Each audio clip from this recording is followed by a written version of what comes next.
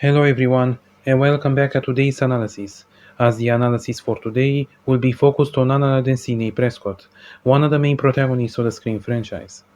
One of the best examples of the final girl we have in cinema, Sidney Prescott, pretty much like I said before, is nothing short of an amazing person that successfully survived against these extraordinary odds and against so many serial killers. And in this episode I will analyze all that we know about her throughout the movies, to understand Sidney Prescott and exactly how she became from an average person living her life to the survivor who made history. And now, let's begin. Sidney Prescott was born in Woodsboro, California in 1979, and growing up she had a pretty normal life.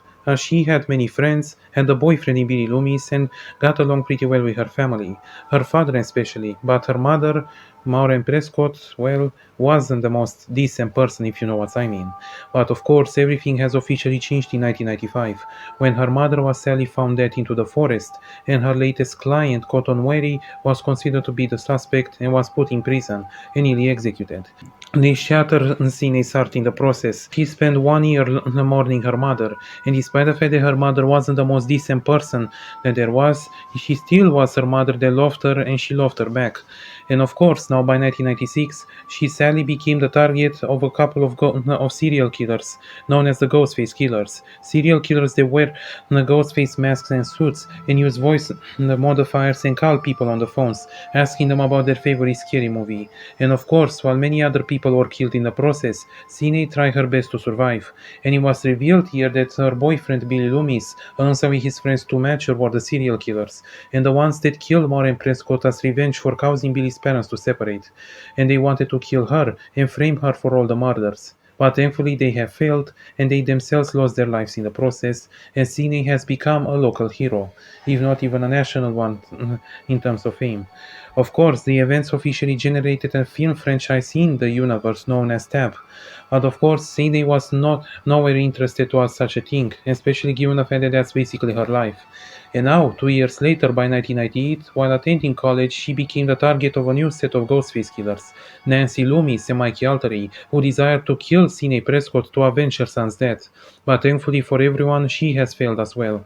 And then in 2000, she became the target by the Hollywood killer, the next Ghostface, Roman Bridger, her long lost brother and the one who corrupted Billy and Stu, and basically the one responsible for Maureen's murder. Now all because of the fact that he was rejected by her to do being her illegitimate child. And now sought to kill Sidney Prescott himself in order as to spite Maureen from beyond the grave. But thankfully he too has failed. And as the years went by, Sidney proceeded to isolate herself from most of the outside world, and even wrote a book called Out of Darkness to inspire other trauma survivors much like her. But of course, by the year 2011, as the town of Hillsborough celebrated 15 years after since the 1996 murders, she became the target of another set of Ghostface killers, her own cousin Jill Roberts and her boyfriend Charlie Walker, who desired to kill her in order for Jill to become the new Sidney Prescott, only for her to fail as well and become the new Billy Loomis of the generation. And now, before I go any further, we all should stop and ask ourselves, is Sidney a good person? The answer is ultimately yes. Sidney is a good person and she cares deeply for others. She cares for her friends and for her family, and she just tries to protect everyone, including her best friends, Gail Weathers and Sheriff Dewey. And of course, now Sidney is officially married and has children of her own.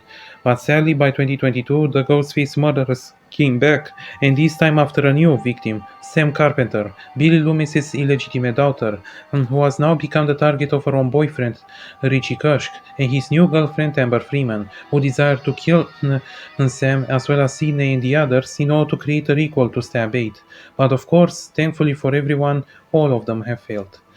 And now, by 2023, Sam became the new victim for Richie Kush's family, who became the Ghostface killers in order to avenge Richie's death in the last year.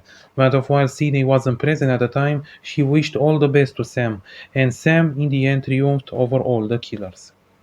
So in the end, who is Sidney Prescott? She is nothing more but a strong female character who managed to survive the impossible and managed to carry herself throughout her life. A person that will endure so much fear and trauma and pain and death throughout her life that she will eventually become a stronger person and succeed to survive even against what seems to be the impossible odds. And a person that could easily be called as one of the best examples of a final girl we have in cinema. Thanks for watching, everyone. Don't forget to give a like and subscribe, and have a nice day. Fuck Bruce Willis.